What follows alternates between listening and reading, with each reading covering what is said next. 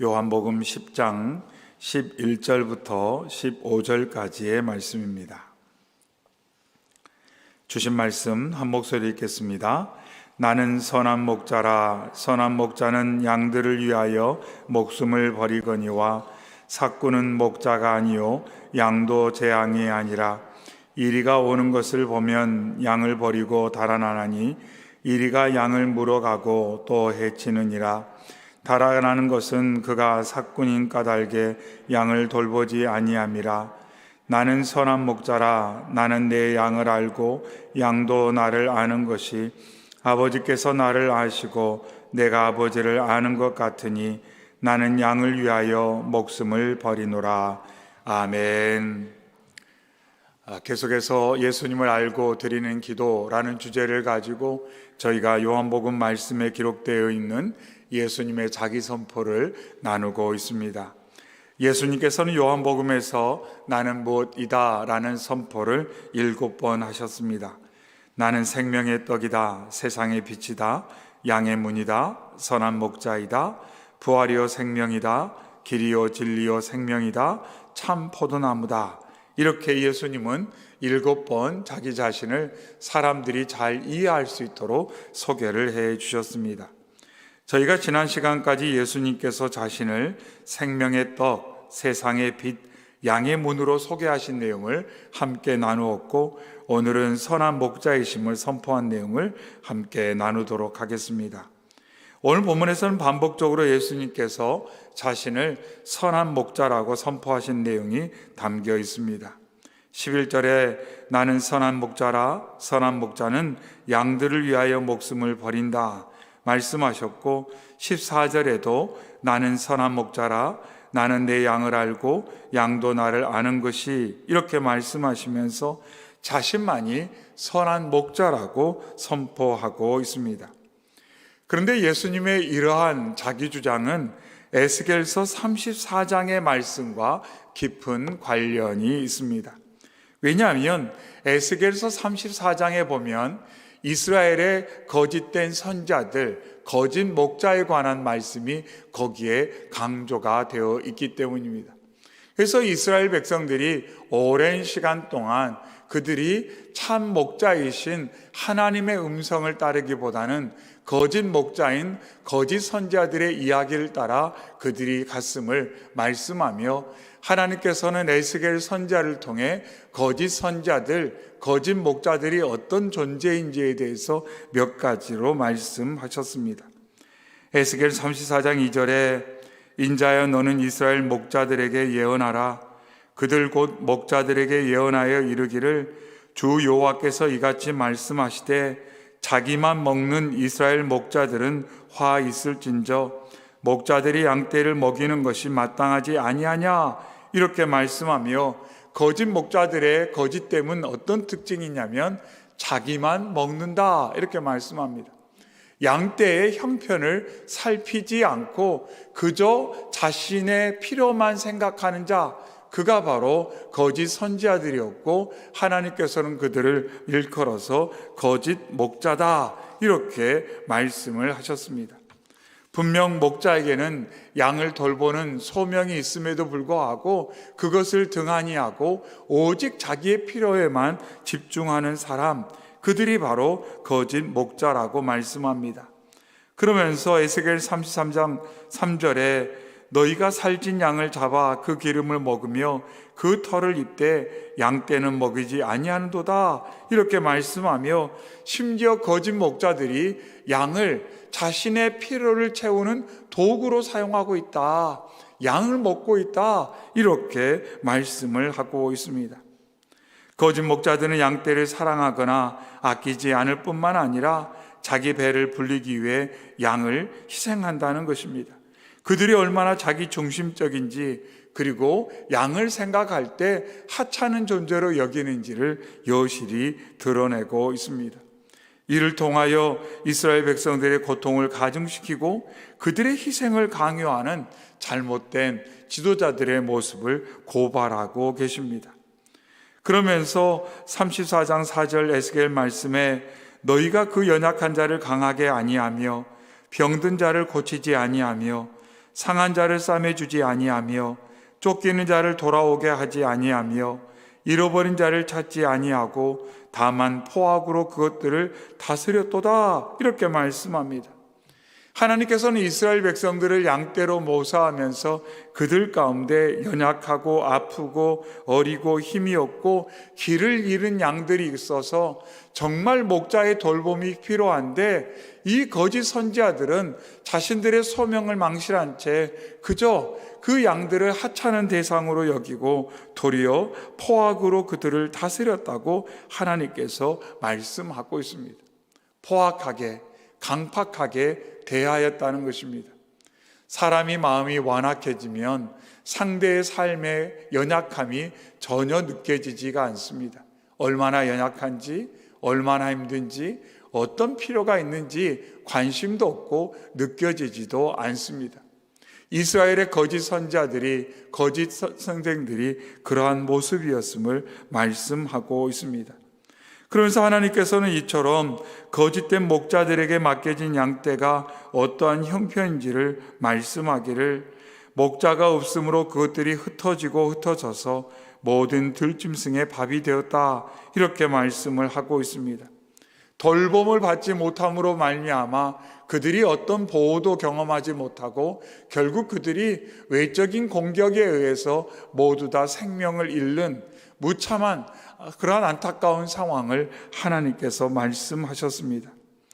또한 내 양떼가 모든 산과 높은 맷뿌리마다 유리되었고 내 양떼가 온 지면에 흩어졌을 때 찾고 찾는 자가 없었도다. 이렇게 말씀하고 있습니다.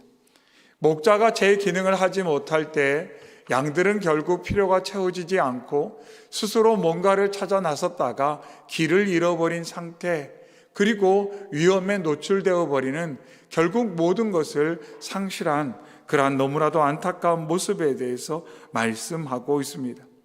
하나님께서는 이러한 모습이 이스라엘의 상황이다. 이렇게 에스겔을 통해 말씀을 해주셨습니다.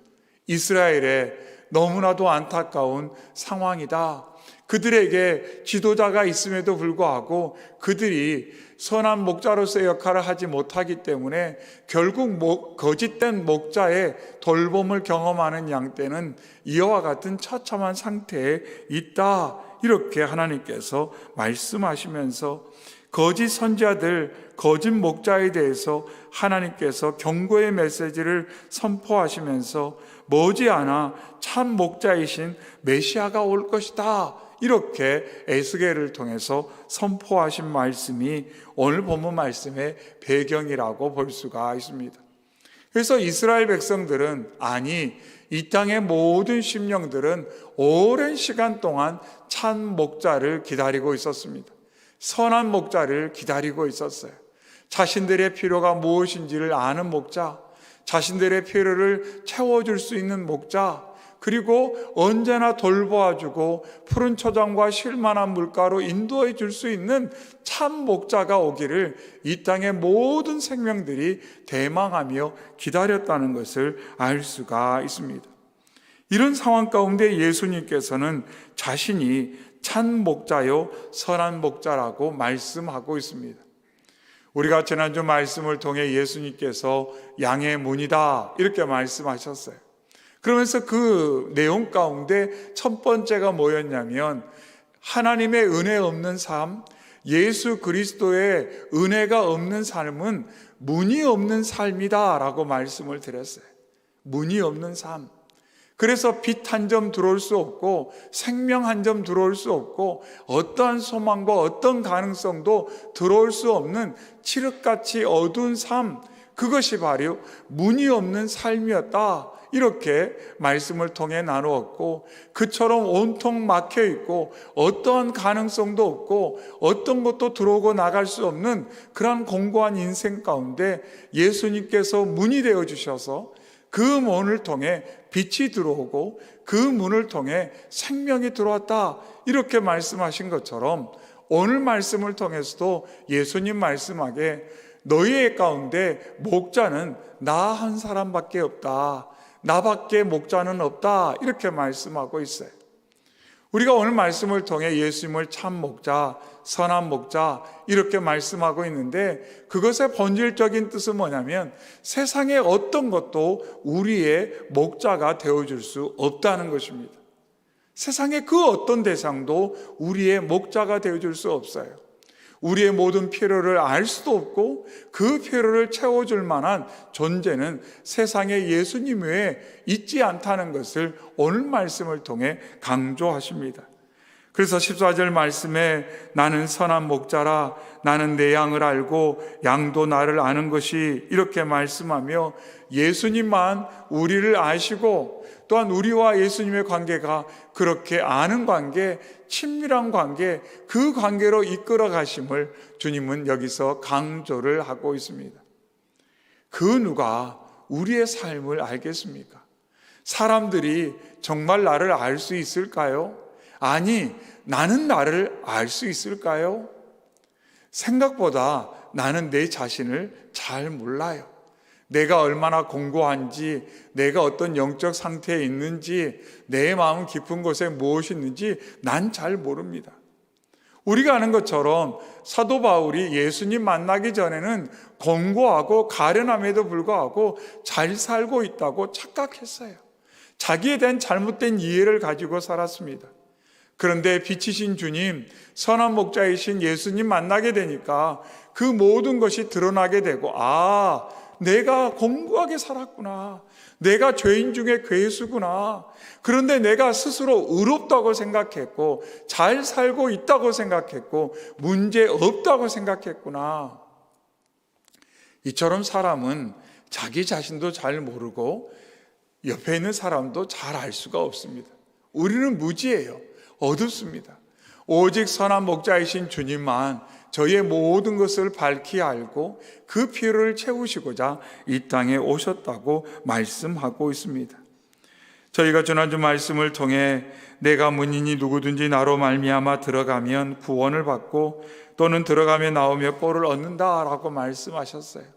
양의 문이시요 선한 목자이신 주님 안에서만 저희가 삶에 필요한 꼴을 얻고 구원을 경험하고 보호와 돌봄을 받는다고 말씀을 하고 있습니다. 오직 예수님 안에서만 저희가 안정과 생명과 돌봄을 경험하게 된다고 말씀하십니다. 그러면서 11절에 나는 선한 목자라, 선한 목자는 양들을 위하여 목숨을 버리거니와, 이렇게 말씀하며 자신이 선한 목자임을 증거하며 뭐라고 말씀하냐면 나는 너희를 위한다. 그래서 너희를 위해 나는 내 생명까지 내어준다. 이렇게 말씀합니다. 여기서 먼저 강조하시는 것은 뭐냐면 나는 너희를 위하는 목자다라고 말씀합니다. 너희를 위하는 목자다. 나를 위해 너희를 이용하는 목자가 아니라 너희의 삶의 형편에 대해서 무관심하는 그런 세상의 거짓 목자와는 달리 나는 너희를 위하는 목자다. 내가 세상에 온 목적도, 내가 십자가를 진 이유도, 부활의 첫 열매가 된 것도 다 너희를 위한 일이다. 이렇게 예수님 말씀하며 나는 너희를 위하는 존재다. 내 마음에는 너희가 잘 되기를 바라는 마음만 가득하다. 이렇게 예수님께서 말씀하시고 너희를 잘 되게 하기 위해 그것을 위해 내가 희생하고자 이 땅에 왔다라고 말씀합니다. 내가 희생하지 않고는 너희가 잘 될 수 없기 때문에 너희가 문을 얻어 너희가 생명으로 나아갈 수가 없기 때문에 내가 이 땅에 와서 너희에게 생명을 주고자, 문이 되어주고자, 목자가 되어주고자 내가 너희를 위해서 희생한다. 이렇게 예수님께서 말씀하시는데, 말씀해 보니 이 장에 예수님께서 목숨을 버린다는 말씀을 4번이나 반복하십니다. 방금 읽은 11절에 선한 목자는 양들을 위하여 목숨을 버린다. 15절에도 아버지께서 나를 아시고 내가 아버지를 아는 것 같으니 나는 양을 위하여 목숨을 버리노라. 17절 내가 내 목숨을 버리는 것은 그것을 내가 다시 얻기 위함이니 이로 말미암아 아버지께서 나를 사랑하시느니라. 18절에 이를 내게서 빼앗는 자가 있는 것이 아니라 내가 스스로 버리노라. 이렇게 말씀하셨어요. 이것은 나의 선택이다 말씀하셨어요. 내가 어쩔 수 없이 사람들의 강요에 의해서 무기력하게 십자가에 죽는 것이 아니라 내가 선택한 일이다. 내가 계획한 일이다. 조금 더 크게 보면 하나님의 기뻐하신 뜻이다. 이렇게 말씀하시면서 내가 너희를 위해 죽는 것, 생명을 내어주는 것, 그것이 나의 선택이요 나의 뜻이며 하나님의 영광을 나타내는 그러한 하나님의 놀라운 계획이다. 이렇게 말씀을 하고 있습니다. 그러면서 이것을 통해 10절 하반에 내가 온 것은 양으로 생명을 얻게 하고 더 풍성히 얻게 하려 하는 것이다. 이렇게 말씀을 하고 있습니다. 너희가 잘되기 하기 위해 내가 이와 같이 세상에 생명 내어주기 위해 왔다. 이렇게 예수님께서 말씀을 하고 있습니다. 내가 온 것은 양으로 생명을 얻게 하기 위해 이 땅에 왔다고 말씀을 하고 계시는 것입니다. 예수님께서는 이러한 말씀을 통해 자기의 희생이 어떠한 가치와 의미가 있는지, 그리고 그 희생을 통해 자신이 참 목자요 선한 목자이심을 사람들에게 설명을 하고 있습니다. 하지만 이 말씀을 들을 때 사람들은 이해할 수가 없었습니다. 제자들도 이해할 수가 없었습니다. 왜냐하면 자신들이 원하는 것은 예수님의 죽으심이 아니라 예수님께서 예루살렘에 영광스럽게 입성하신 후에 예수님께서 세상 권세를 갖는 것을 그들이 기대했기 때문에, 우리는 때때로 내가 원하는 방식으로 일해 주실 때, 내가 원하는 방식으로 응답해 주실 때, 그럴 때 그분이 선한 목자다, 이런 생각을, 이런 착각을 할 때가 있습니다. 한마디로 우리는 우리에게 필요한 게 뭔지 잘 몰라요. 내가 나 자신을 모를 뿐만 아니라 내게 뭐가 더 시급하게 중요하게 필요한지조차 가치나 사랑의 질서가 이미 붕괴된 상태라는 것을 알게 됩니다. 그래서 우리가 주님 앞에 나와 기도할 때 시급하게 보이는 일들, 중요한 일들, 그것을 놓고 기도하면서도 우리가 늘 놓치지 않아야 될 것은 뭐냐면, 하나님, 제가 기도하고 삶을 살아갈 때 무엇이 더 중요한지 그것을 알 수 있도록 주님 역사해 주시옵소서.